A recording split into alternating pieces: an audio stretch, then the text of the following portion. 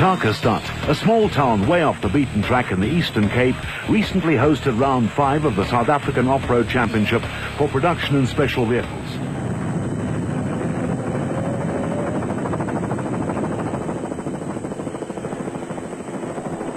Back to the leaders, de Villiers and Jordan, as they continued on their merry way. So far they'd not had any problems, and not having to drive in anyone's dust was a blessing.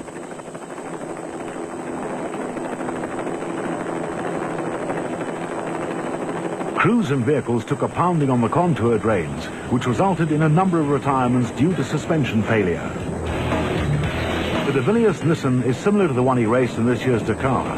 It features a space frame or tubular chassis with independent suspension all round, whereas the Grobler and Vos Nissans have the original chassis and live rear axles.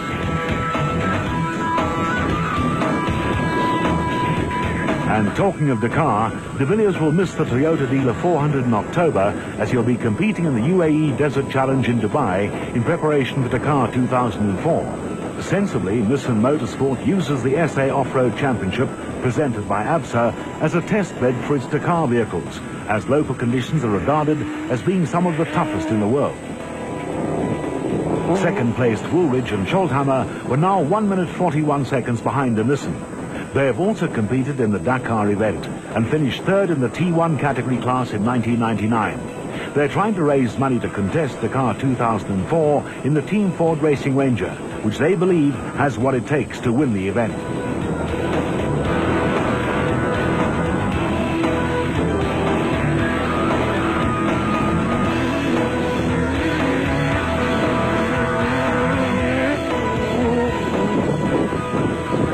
Right in the fence.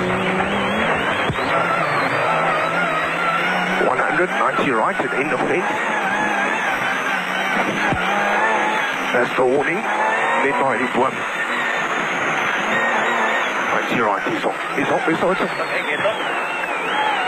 Reineke and Houghton lost 10 minutes when the steering boss from the Castrol Toyota Land Cruiser came loose.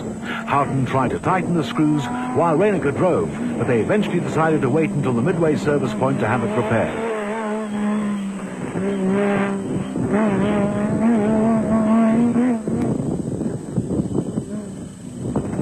Hannes Grobler and Richard Leek continued carving their way through the field in the proudly South African Nissan hardbody. They were now 4th overall and only had a few more special vehicles to overtake before they were clear of the dust.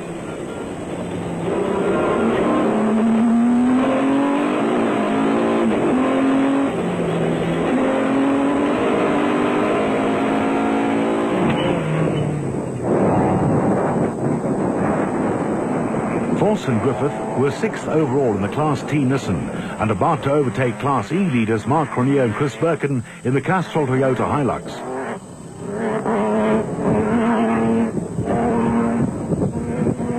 Father and son Cliff and Louis Weisholt were the new Class D leaders in the N1 4x4 Toyota Land Cruiser after the front wheel knuckles bolt on early leaders Haasbroek's Toyota sheared off.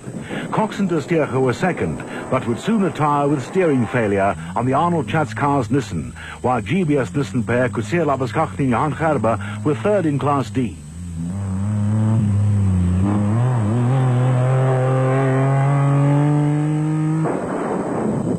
Hannes Steyn and Ferdy Seergers nursed their Toyota Hilux along, which was heavily down on power, and surprisingly were second in Class E, only 14 minutes behind Cronier and Birkin.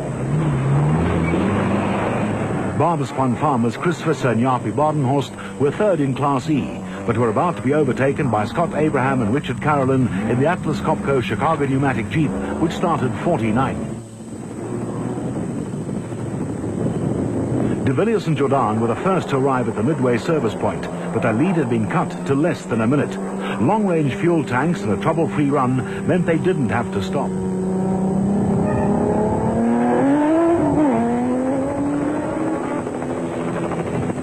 Woolridge and Scholthammer enter the service point 58 seconds behind the leaders, and they too didn't stop for fuel. The race was well and truly on.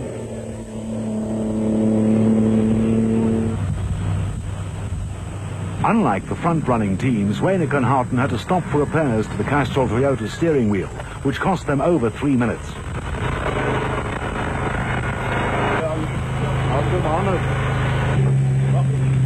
The Chrobler-Nissen had run out of brakes towards the end of the first lap, and valuable time would be lost while the problem was attended to.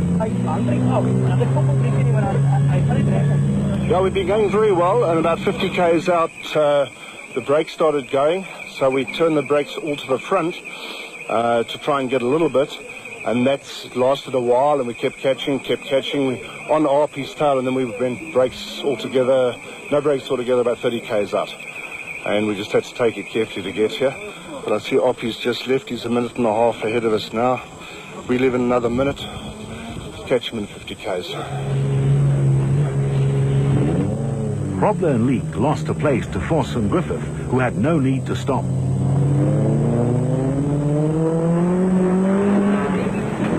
A quick driver change for the Atlas Copco Chicago pneumatic Jeep, which had moved up from 49th place at the start to 8th at the midway point. The Class D battle was hotting up with any one of 6 crews, including the Van der Merwes and Dion Skuman, capable of walking away with a class win.